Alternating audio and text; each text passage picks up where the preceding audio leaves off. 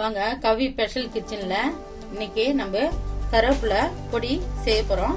இட்லி தோசைக்கு தொட்டுக்கிறதுக்கு கடலைப்பருப்பு ஒரு கப்பு எடுத்து வச்சுக்கிறேன். இது 100 கிராம் பருப்பு இருக்கும்.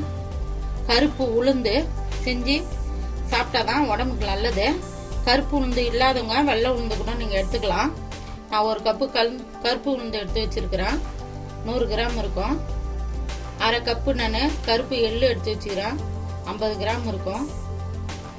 கருவேப்பிலை ஒரு கைப்பிடி கருவேப்பிலை இது வாஷ் பண்ணிட்டு நான் காட்டன் கிளாத்ல ஃபேன் காத்துல போட்டு நான் உணர்த்தி வச்சிருக்கிறேன். ஈரம் உணர்த்தி வச்சிருக்கிறேன். இது வெயில காய வைக்க கூடாது, கலர் மாறிடும். பெருங்காயம் ஒரு சிட்டிகளவு நான் தூள் பெருங்காயம் வச்சுக்கிறேன். உங்கள்ட்ட கட்டி பெருங்காயம் இருந்தாலும் நீங்க அதை வறுத்து போட்டுக்கலாம் பொடியில. தேவையான அளவு உப்பு, ஒரு சின்ன ஒரு பிட்டு அளவு நம்ம புளி எடுத்து வச்சுக்கிறோம். 5 வரமிளகாய் வச்சிருக்கிறேன்.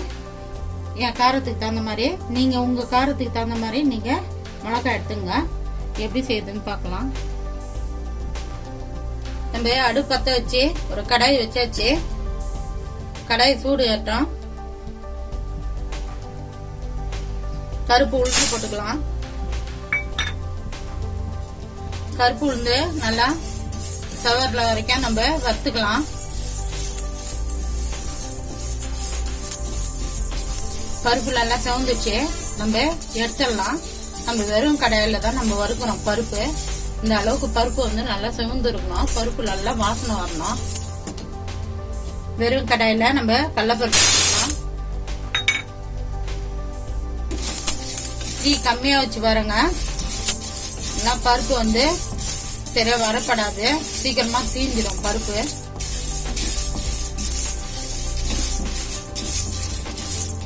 கடலைப்பருப்பு வறுத்தோம், நல்லா சவுந்துச்சு. நம்ம கடலைப்பருப்பு இறக்கலாம். நம்ம எள்ளு வறுத்துக்கலாம். கருப்பு எள்ளு நான் போட்டுக்கிறேன். உங்கள்ட்ட வெள்ளை எள்ளு இருந்தாலும் நீங்க போட்டுங்க. எள்ளு நல்லா பொரியணும். எள்ளு சீக்கிரமா பொரிஞ்சிடும். தீ கம்மியா வச்சுங்க, தீஞ்சிடும். எள்ளு பொரிஞ்சிச்சு எல்லாமே. நம்ம எடுத்துடலாம். நம்ம கருவேப்பிலை வறுத்துக்கலாம். கருவேப்பிலை வெறும் கடையில தான் வறுக்கிறோம். கருவேப்பிலை வறுத்தாச்சு. கருவேப்பிலை கையால நசுக்குனா நல்லா பவுடர் ஆகணும். அதான் பதம். நம்ம இறக்கிடலாம். நம்ம 1 டீஸ்பூன் எண்ணெய் ஊத்திக்கலாம். வரமிளகா 5 போட்டுக்கலாம். வரமிளகா வெறும் கடாயில வறுத்தா நெடியேறும். நான் அதுக்கு தான் எண்ணெய் போட்டுக்கிறேன். எண்ணெய் போட்டு வறுக்கிறேன்.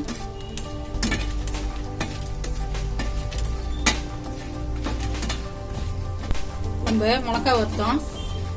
மிளகா சவுந்துச்சு, நமக்கு எடுத்துடலாம். நம்ம ஒரு எண்ணெய் ஒரு அரை டீஸ்பூன் ஊத்திக்கலாம்.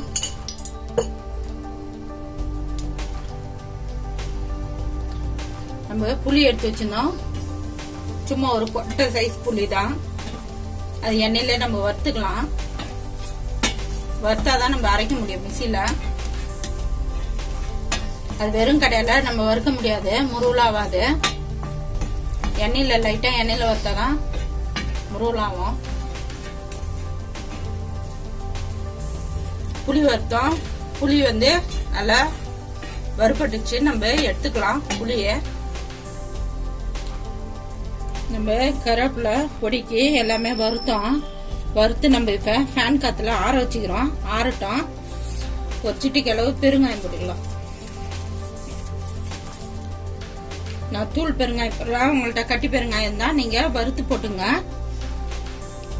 ஆறின பிறகு நம்ம இது பவுடர் பண்ணிக்கலாம். நம்ம இந்த பொடிக்கு தகுந்த மாதிரி உப்பு போட்டுக்கலாம். கல் உப்பு போட்டுங்க. சூடு ஆறிச்சு, நம்ம மிக்சியில அரைச்சுன்னு வந்துடலாம்.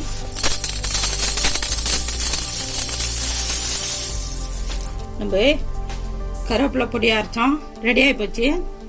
நம்ம ஒரு பாத்திரத்துல மாத்திக்கலாம். நம்ம கருவேப்பிலை பொடி ரெடி பண்ணோம். இட்லி தோசைக்கு ரெடி ஆகி போச்சு. நான் இட்லி ஊத்தி வச்சுக்கிறேன். ரெடியான பிறகு நம்ம சாப்பிட்டு பார்க்கலாம் எப்படி இருக்குதுன்னு. பாருங்க, இந்த மாரி கொஞ்சம் குறைன்னு தான் அரைக்கணும்.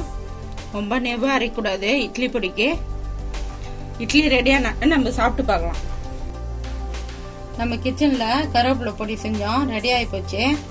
நான் அதுக்கு இட்லி ஊத்தி வச்சுக்கிறேன். இட்லி பொடி இதை வச்சிருக்கிறேன் பாருங்க. கருவேப்பிலை பொடி நல்லெண்ணெய் ஊற்றி சாப்பிட்டா நல்லா டேஸ்டா நல்லா இருக்கும். பாருங்க, சாப்பிட்டு பாருங்க. இந்த வீடியோ பிடிச்சிருந்தா லைக் பண்ணுங்க, ஷேர் பண்ணுங்க, சப்ஸ்கிரைப் பண்ணுங்க.